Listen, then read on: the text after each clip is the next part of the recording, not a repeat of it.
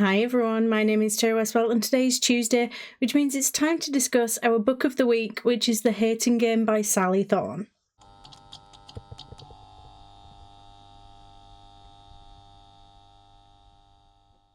So first, this is a spoiler-free section, so if you haven't read this book yet, don't worry, it won't be spoiled here. There are some kind of spoiler points that I do want to discuss, but that'll be later on in the video, and you will get plenty of warnings for those.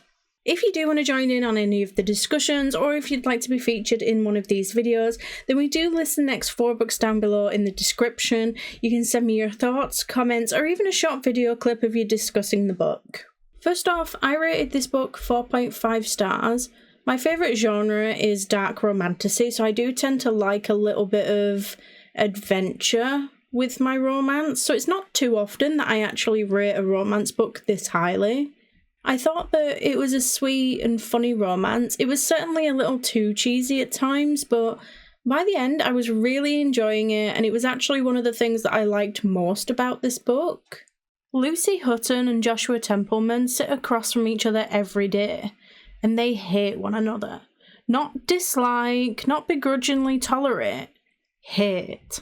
Lucy can't understand Joshua's joyless or uptight approach to his job, or his refusal to smile.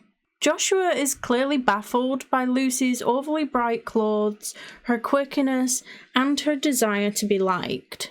Now they're up for the same promotion, and Lucy, usually a determined people pleaser, has had enough.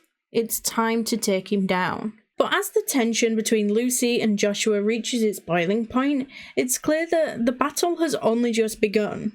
I think if I had to compare this to any other book, it would probably be something like The X-Talk or Fine Print.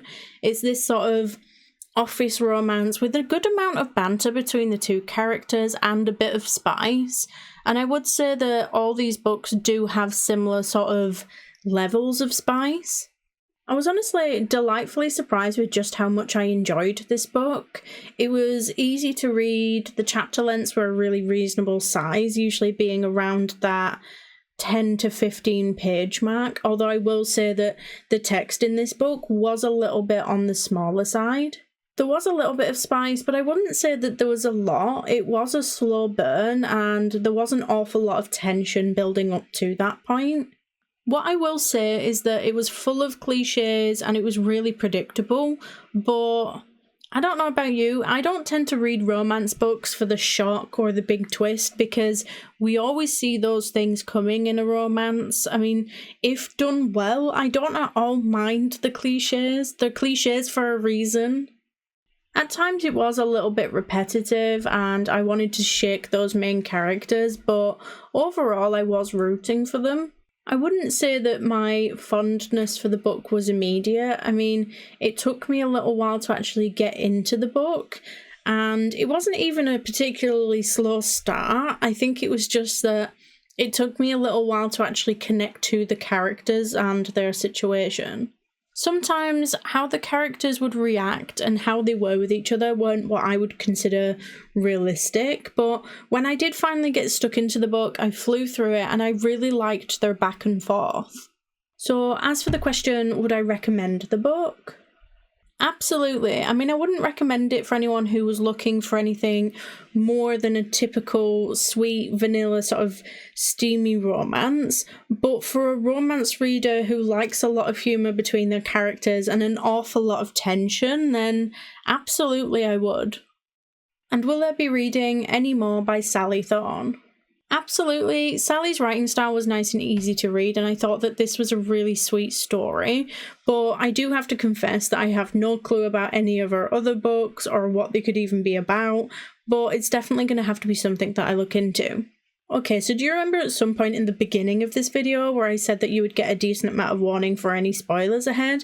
Well, this is that point, so if you haven't read this book yet, I would suggest going doing that first, because beyond this point there'll definitely be spoilers.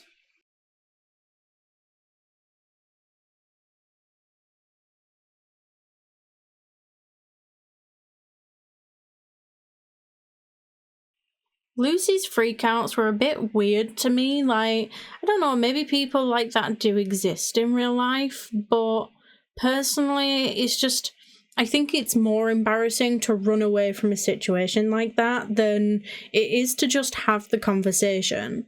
Like, I never really understood what her issue was. Like, I know that the situation was awkward, but she never came across like she was a commitment phobe or anything. Like, just, you know, be a grown-up and have the conversation already. Like, one moment she's suggesting a one-night stand, but then the next she's literally looking to run away because the topic of feelings or emotions have come up, and I just felt like that was two very contrasting characteristics in one person that isn't exactly opposed to commitment. It just kind of caused this very repetitive thing throughout the book, and I get that that was like one of the main points of the story, but I just feel like it should have focused more on, you know, their growing relationship and them getting to know one another rather than this back and forth that many times. Especially because I think that the author did do a really good job of showing these characters progressively getting to know one another, and I do think it was really well paced. I think that the spicy scenes were written really well, and although the progression of that did build an awful lot of tension, it also had some really odd moments. Like, the Easter egg thing was a really strange metaphor. I get that it was to show his restraint and building her desire for him, making sure that she wanted him just as much as he wanted her, but it was a little odd. So I do usually try and match my makeup to the cover of the book, but this week I really wanted to do fire truck red lipstick because that was a huge thing throughout the book. That's what she wears, and I didn't think that that would go quite as nicely with the bright blue and yellow of the front cover, so I definitely had to tone it back a little bit. Those couple of issues weren't exactly a big deal. I mean, it was sweet and easy to read. I liked the characters and their back and forth. It was tense and funny and overall just a really enjoyable read. Plus, I do like it when he falls first. But let me know what you thought. Did you enjoy the book? Next week we'll be discussing The North Wind by Alexandria Warwick. So don't forget to get your thoughts and comments in by Sunday the 9th of February at the latest to be a part of the discussion. You can now do this on YouTube, TikTok, Instagram, or Discord. The following week will be First Lie Wins, but don't forget if you do need a little bit longer to read a book, we do now list the next 4 books down below, along with the discussion dates. That way you can choose a genre that best suits you, and the best time frame to read it in. Thank you all for joining, and if you like this video, please don't forget to like and subscribe, it's always appreciated, and I will see you next week. Bye!